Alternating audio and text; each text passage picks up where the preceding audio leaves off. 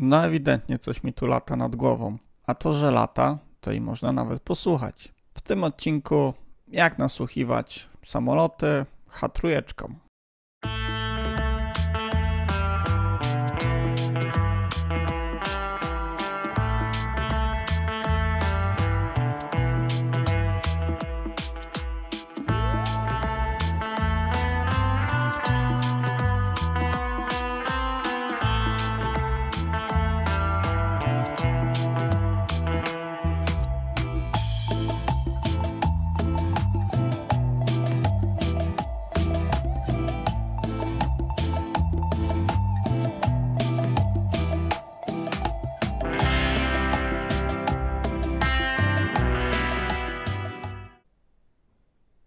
To jest moja H-trójeczka, kupiona za 130 zł u Chińczyka na AliExpressie.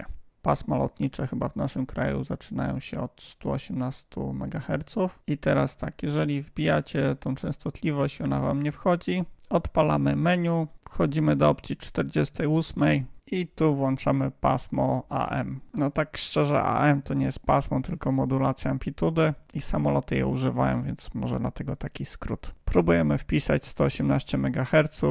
Wchodzi nam, jakbyśmy chcieli sobie zmienić jeszcze tryby skanowania, to wchodzimy w menu, opcja 17 i tu ustalamy, co radio ma zrobić, jeśli napotka na sygnał. Ja nie będę się powtarzał, u góry macie link do filmu, wszystkie opcje Triradia H3, tam to było omówione. Zmienię jeszcze krok skanowania na 2,5 kHz, wtedy macie skanowanie z jak największą dokładnością i jak naciśniemy 3 sekundy klawisz z napisem 3, no to skanowanie nam się odpali. Strzałka do góry, skanowanie będzie szło do góry, strzałka w dół, skanowanie w dół. Ja wciskam do góry, bo jestem zainteresowany tymi wyższymi częstotliwościami. Skanowanie trochę leci jak krew z nosa.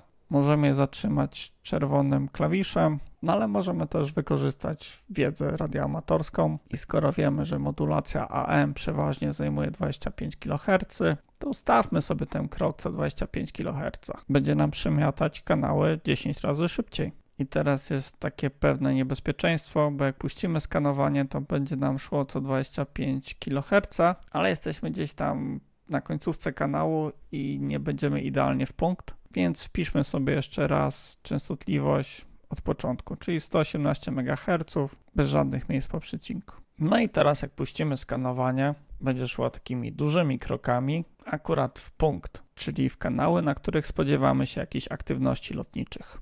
Jak licznik przekroczy 136 MHz, radio przeskoczy na początek pasma, czyli na 108 MHz, no i z powrotem będzie szło do góry. No i teraz trochę trzeba szczęścia, żeby akurat samolot nadawał, kiedy będziemy na tym paśmie. Jak zauważycie jakąś aktywność, spiszcie sobie kanał i możecie po prostu prowadzić nasłuch konkretnie na tym kanale. Może co kilka minut coś tam się odezwie. A jak coś złapiecie i chcecie się dowiedzieć, kto z kim się łączy, możecie to sprawdzić choćby w internecie.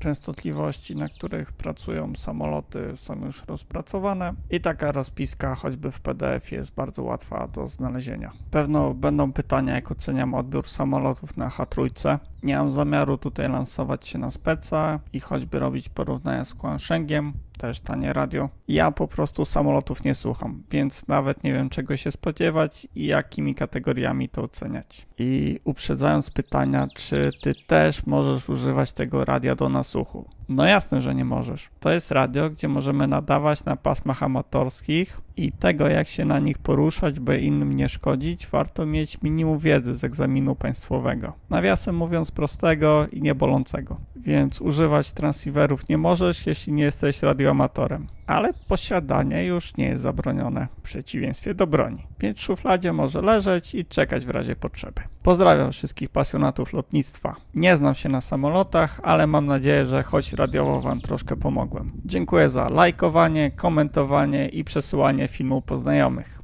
Kto wie, być może kiedyś spotkamy się na pasmach.